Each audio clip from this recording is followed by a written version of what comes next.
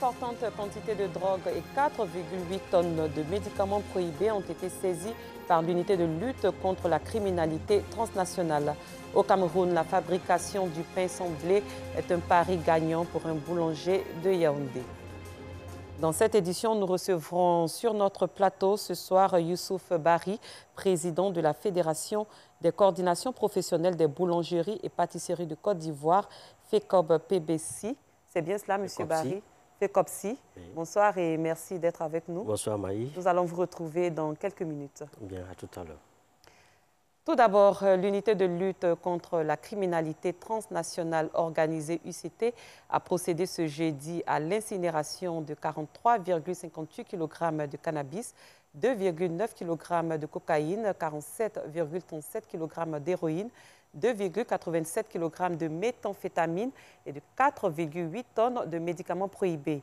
L'opération a eu lieu dans le village d'Akwedo, dans la commune de Cocody, en présence du procureur de la République. Clément Boko. Il a fallu environ 1 heure pour décharger le camion transportant ces produits prohibés. La cargaison est tout de suite incinérée sous l'œil vigilant du procureur de la République.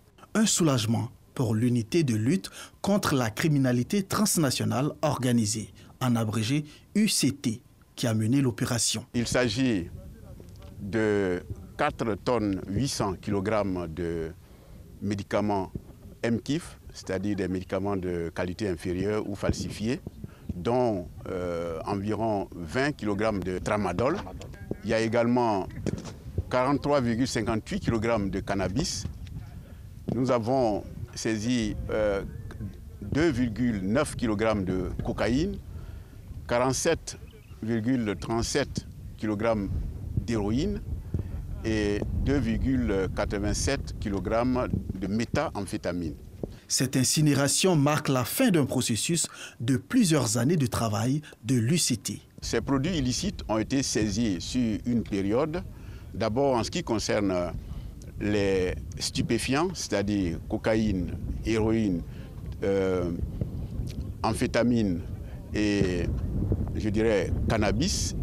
C'est une saisie qui a débuté depuis l'installation de l'UCT de 2017 à 2021.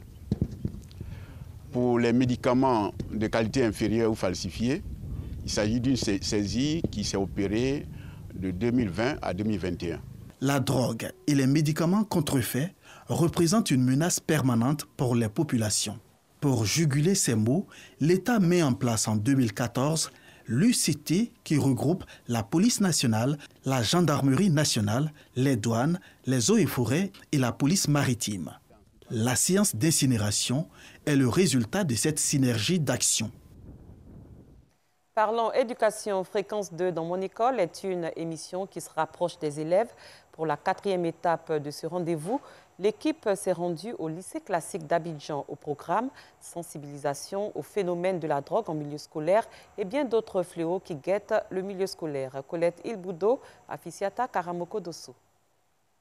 Aller à la rencontre des élèves en vue de partager leur quotidien, tel est le but de Fréquence 2 dans mon école.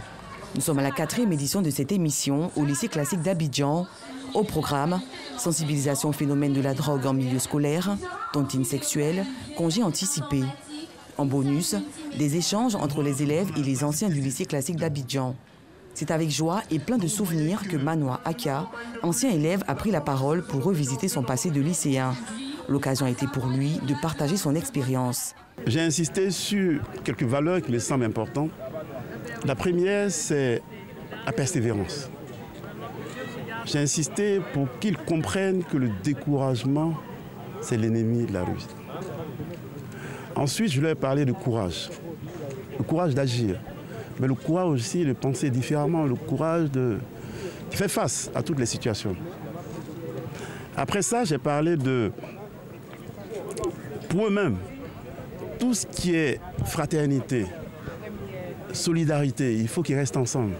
Pour Mariam Koulibaly, directrice de Fréquence 2, il s'agit à travers cette émission de valoriser l'école en prônant l'excellence et surtout en donnant de l'espoir à la jeunesse. Aujourd'hui, quand vous dites que vous êtes au public, on a l'impression que vous n'allez pas à l'école. Alors que beaucoup de cadres de notre pays sont le fruit en fait de l'école publique. L'autre aspect, c'est qu'on aime bien dire l'école n'est pas la seule voie de réussite. Du coup, les enfants vont à l'école, mais ils ne savent pas pourquoi ils vont à l'école. Quelquefois, un enfant arrive en terminale, il n'a pas de vocation, il ne sait pas où s'orienter. Donc, c'est vraiment créer des vocations en faisant venir des modèles de réussite, mais qui sont issus du même établissement. De sorte que l'élève se dise, si lui qui a fait les mêmes bancs où je suis aujourd'hui a réussi, il n'y a pas de raison que je ne réussisse pas.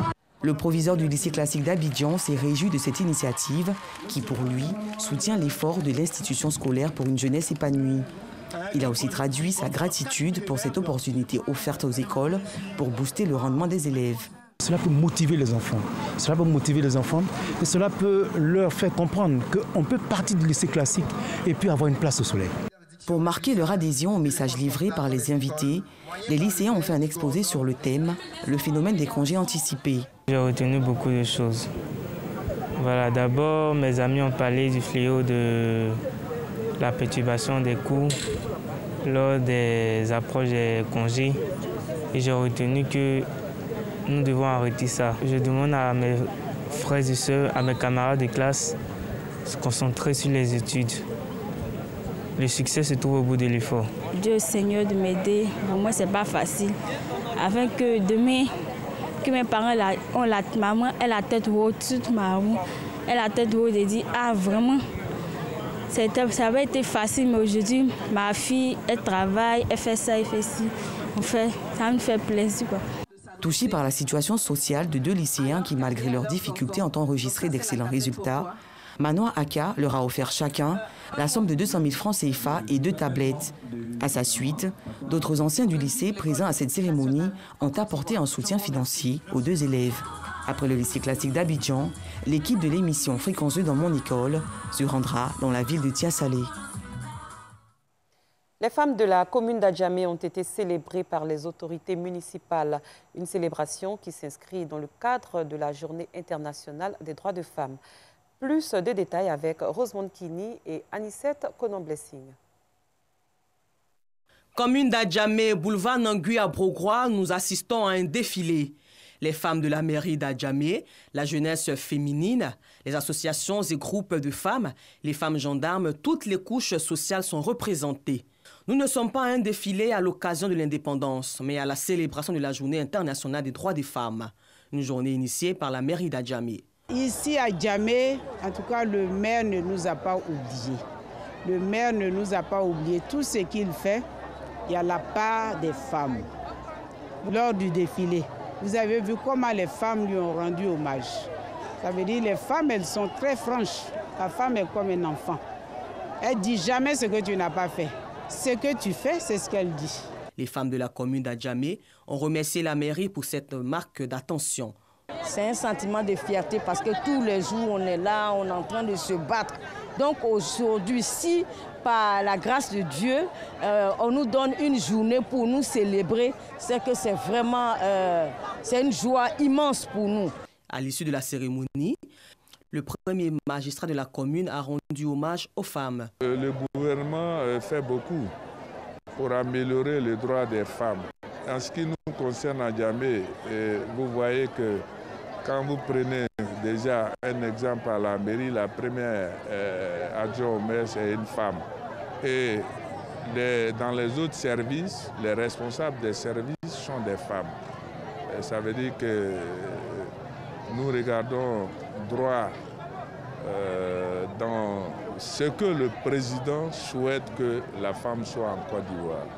La célébration de la Journée internationale des droits des femmes par la mairie d'Adjamé a débuté par l'opération dénommée Adjamé Ville Propre. Le Conseil du café cacao maintient le prix d'achat de 825 francs CFA par kilogramme pour la campagne intermédiaire du cacao, annonce faite aujourd'hui. L'Office national des sports était face à la presse ce jeudi pour faire le point sur l'avancement des infrastructures devant abriter la Coupe d'Afrique des Nations 2023 ici en Côte d'Ivoire, dans les locaux de la piscine d'État à Trècheville. Mariam Kone-Yoda, directrice de l'ONS, a rassuré l'auditoire quant au respect de la date de livraison des infrastructures. Nous y reviendrons dans nos prochaines éditions. Farine de patates douces, manioc, maïs. Depuis des années, Guy-Marcel Nganta propose du pain made in Cameroun sans blé. Depuis que la guerre en Ukraine fait flamber le prix de cette céréale, ce boulanger à Yaoundé a vu ses ventes plus que doubler. Mohamed Nouattara, Anissette Konon-Blessing. De la farine, oui bien sûr, mais pas de la farine de blé. Dans sa petite boulangerie de Yaoundé, Guy-Marcel Nganda fabrique du pain made in Cameroun à base essentiellement de produits locaux, comme les patates douces, le manioc ou le maïs. Cela fait 13 ans qu'il maîtrise ce pain pas comme les autres. Il travaille uniquement sur commande. Mais depuis quelques semaines, il travaille beaucoup plus. La demande a plus que doublé, passant d'une vingtaine à une cinquantaine de clients. Depuis la guerre en Ukraine, le bouche à bouche a fonctionné à plein. Nous façonnons donc ce pain qui est fait à base de farine de patates. Il est enrichi et également aux différents légumineux que vous avez vus pour apporter une alimentation assez sensible à la nutrition de la population. Au Cameroun comme ailleurs, le conflit qui oppose la Russie à l'Ukraine, respectivement premier et quatrième exportateur dans le monde, ont renchéri l'approvisionnement en blé. Résultat, le prix de la baguette est passé de 125 francs CFA à 150 francs CFA, soit une hausse de 20% qui soulève colère et incompréhension sur le grand marché de Douala. Dans le pain made in Cameroun, on peut ressentir qu'il y a des ingrédients, c'est peu dit naturels, comme la patate. Voilà, donc le goût, quand on mange, et ça remplit plus le ventre. La baguette de Guy-Marcel Nganda coûte aussi 150 francs CFA, puisqu'il n'a pas le droit de la vendre moins cher, même si son coût de production est inférieur. Mais si les clients se sont passés le mot, c'est parce que pour le même prix, ils ont un pain plus consistant, plus nourrissant, et pour ne rien gâcher avec un meilleur goût légèrement sucré. Et justement, pour parler de la baguette de pain, nous recevons ce soir sur notre plateau Youssouf Bari, président de la Fédération des coordinations professionnelles des boulangeries et pâtisseries de Côte d'Ivoire, FECOPSI. Avec lui, nous plancherons sur la décision prise en Conseil des ministres et qui consiste à fixer la baguette standard de pain à 150 francs CFA pour 174 grammes et une autre baguette qui coûtera 200 francs CFA pour 232 grammes. Bonsoir, M. Bari. Bonsoir. Merci d'être avec nous. Merci. Que pensez-vous de cette mesure du gouvernement? Bon, cette mesure du gouvernement, nous l'attendions depuis près d'1 an. Nous sommes dans un comité technique au niveau du ministère du Commerce et nous pensons que la mesure tombe vraiment à pic avec tous les nouveaux développements que nous avons en Ukraine. La guerre en Ukraine fait que vraiment le renchérissement du prix de la farine pose un problème vraiment sérieux aux boulangers de Côte d'Ivoire. Nous avons participé au débat et vraiment nous tenons à dire merci au ministre Souleymane Diarra Souba pour tout ce qu'il a fait.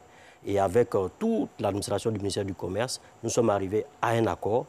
Même si l'accord n'est pas totalement parfait, nous pensons qu'il faut l'appliquer pour le bonheur des consommateurs ivoiriens. Donc c'est une décision qui satisfait et qui arrange les boulangers en général? C'est une décision qu'il faut prendre pour le moment. Parce qu'aujourd'hui, nous avons fait près de 10 ans. Nous n'avons pas eu d'accord avec notre gouvernement concernant surtout le prix du pain et le poids qui va avec. Aujourd'hui, c'est historique d'avoir en Côte d'Ivoire que nous connaissons maintenant le prix du pain. Ce n'est plus un prix qui est pratiqué entre les boulangers. D'accord, je vous prends au mot. Nous allons entendre la réaction des populations. Suivez avec nous. Sinon, le poids du pain a diminué, mais le prix reste intact. Les clients ne se plaignent pas puisqu'ils trouvent ici que la baguette est à 150. C'est eux-mêmes qui nous informent que dans la plupart des boulangeries, ils payent la baguette du pain à 200 francs. Si on a acheté du pain, le poids a changé, le prix reste toujours pareil. Si on veut bien voir, ce n'est même pas la même taille. Comme le pain qu'on constatait, on avait l'habitude d'acheter. Ça ne nous arrange pas parce que, surtout, nous qui n'avons pas les moyens. Mais quand on voit ça comme cela, avec la taille et tout ça, bon, ça nous décourage d'acheter. Bon, c'est resté le même poids parce que les clients sont déjà habitués. Donc quand ils vont venir voir que le pain a diminué, ils vont se plaindre pourquoi le pain est devenu petit. Donc ils ont décidé de rester sur les 200 grammes. Voilà. Donc je suis venue acheter du pain. Bon, ailleurs, j'ai vu que le poids avait diminué. Ça ne nous arrange pas, mais on est obligé de faire avec. Rassurez-vous les populations. Bon, nous rassurons les populations déjà sur le fait que les boulangers ont senti un énorme sacrifice. Aujourd'hui, le prix que nous avons 2 baguettes avec 2 prix. Toutes les bourses au niveau ivoirien, chacun des consommateurs aura une baguette à 150 francs, dont le poids est de 174 grammes, 200 francs pour une baguette qui fait 232 grammes. Nous rassurons d'abord la population pour dire que ces prix seront pratiqués et que nous-mêmes, en tant que boulangers, nous devons faire l'effort de pratiquer ces prix, de respecter scrupuleusement ces prix-là. Parce qu'on nous dit qu'il y a des boulangers qui vendent le pain à 90 francs, à 80 francs. Et ça, ce n'est pas du tout possible encore en Côte d'Ivoire. Il faut que le boulanger l'entende, il faut qu'il respecte cette mesure-là. Nous devons nous mettre en synergie avec le ministère du Commerce pour que ce prix-là et ce poids soient respectés. J'ai entendu des consommateurs dire tout à l'heure que le prix le poids a baissé. Mais à moindre mal, prenons d'abord cela. Il n'y a que 17 grammes de différence. 174 grammes pour 150 francs. Quand vous regardez la marge que nous avons, c'est vraiment une marge qui est insignifiante. Mais pour l'instant, et pour être dans l'heure du temps, la cherté de la vie, nous faisons l'effort, nous, boulangers, de consentir à un sacrifice.